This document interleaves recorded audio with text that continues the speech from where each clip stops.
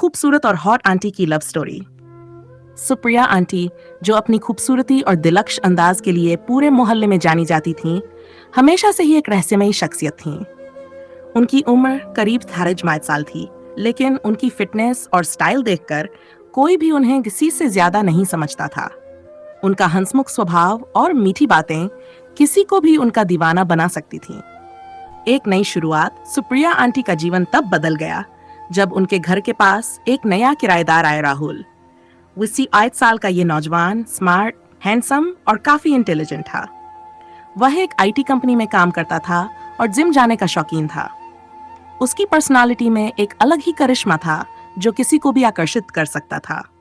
पहली मुलाकात तब हुई जब सुप्रिया आंटी अपने गार्डन में पौधों को पानी दे रही थीं और राहुल जॉगिंग करके लौट रहा था। दोनों की नजरें मिलीं और एक हल्की सी मुस्कान ने मानो समय रोक दिया। करीबियां बढ़ने लगीं।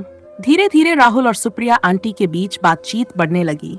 कभी सब्जी मंडी में मुलाकात हो जाती, कभी पार्क में टहलते हुए दोनों बातें कर लेते। राहुल की बातें सुप्रिया आंटी को जवान महसूस कराती थीं और सुप्रिया आंटी का आकर्षण राहुल को अपनी ओर खींच रहा था। एक दिन बारिश हो रही थी और राहुल की बाइक खराब हो गई। वह पूरी तरह भीग चुका था। सुप्रिया आंटी ने उसे अपने घर बुलाया और गर्म चाय के साथ उसकी हालत देख हंस पड़ी। राहुल ने भी मजाक में कहा, आंटी, अगर ऐसी बारिश रोज हो तो आपकी चाय पीने का बहाना मिल जाएगा। सुप्रिया आंटी मुस्कुराई और बोली, तो बहाने क्यों बनाने, जब चाहो आ सकते हो। प्यार की परछाइयां। समय बीतता गया और दोनों की मुलाकातें बढ़ती गई।